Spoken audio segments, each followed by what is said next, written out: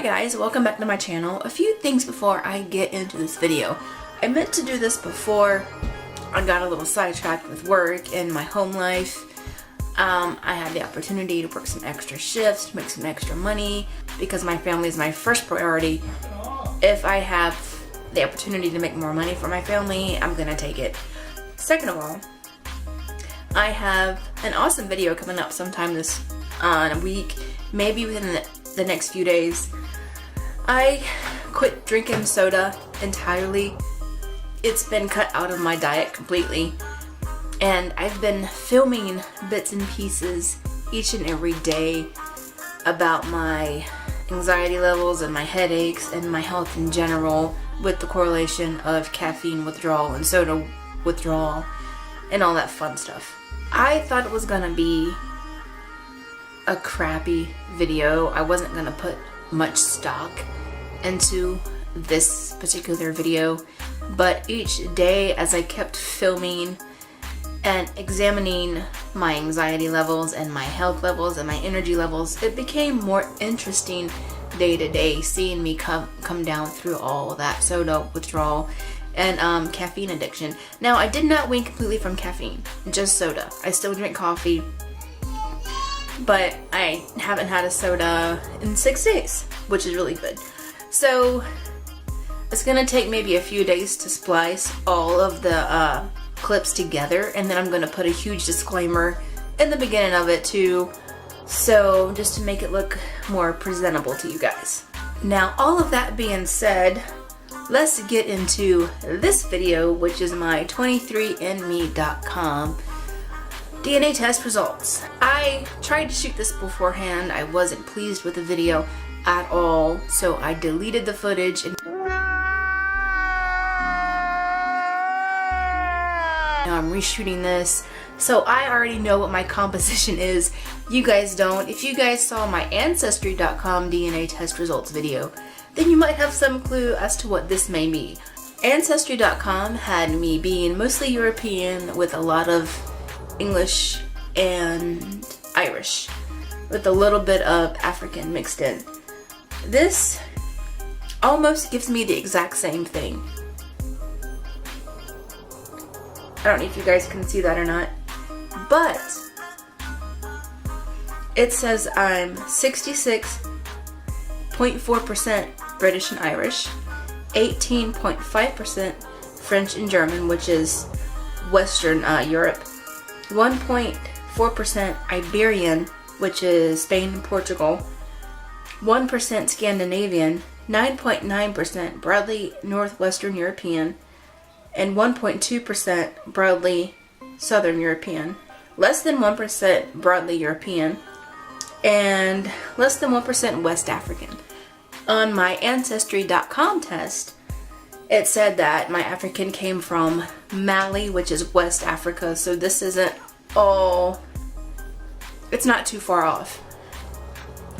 The breakdown and the percentage sort of kind of match my Ancestry.com one, but what I like the most about 23andMe is that it gives you a generalized timeline about when certain generations meet certain populations. Like it says between 1 and 2 generations ago, I have British and Irish ancestry, which is correct, I do. And then it says between 3 and 5 generations ago, I have French and German ancestry. 5 and 8 generations ago, I have Iberian ancestors. And then between 5 and 8 generations ago, I have African ancestors. And between 5 and 8 generations ago, I have Scandinavian ancestors. Now, I will say something pretty cool about this. I have discovered some African ancestors. One of my great-grandmothers was mulatto, and that's on, for those of you who are my family who are watching this, that's on my father's side. My grandmother's, her side is where that's coming from. I'm sure there's more, because when I matched up with my mom and my aunt on 23andMe, they had a kind of similar percentage, but even though I had the higher one, and it says I get most of this African DNA from my dad's side, which is really cool. If you look at your composition and your highest matches, they will tell you where you get certain percentages from. Like with my mother, and it lists me, it says you inherited half of your mom's DNA, or a little over half. And it breaks down specific percentages. And it also gives you a side-by-side comparison of your genetic matches, which is awesome. It says how much of each ancestry did you inherit from each parent. And it says my father, I inherited 49.6% of my European DNA from my dad, 49.7% from my mom. I inherited 0.4% of my sub-Saharan African DNA from my dad, and 0.3% sub-Saharan African from my mom. I'm not quite sure which service I like better. I've had both. My kids have had Ancestry.com DNA test. If you're into more the full genetic aspect, the chromosome painting, the chromosome pairing, then 23andMe is definitely for you.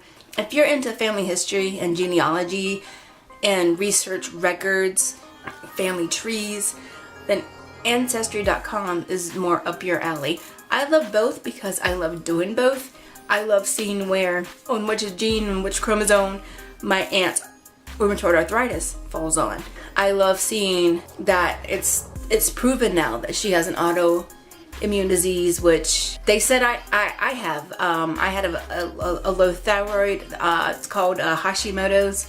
My aunt has the same thing. It's cool to see that kind of stuff runs in the family, so we have a generalized idea about our genetics and our health and how all that can play into our lifestyle, which is why I cut soda out, or tried to cut soda out of my diet completely, because soda can cause inflammation and swelling and all that jazz. I'm not going to go into that now.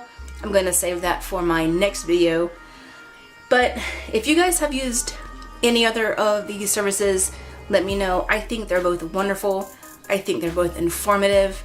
I think as long as you educate yourself, as you take the time to read the information that's given into you and to use it in the correct way, and of course have fun with it, then go for it.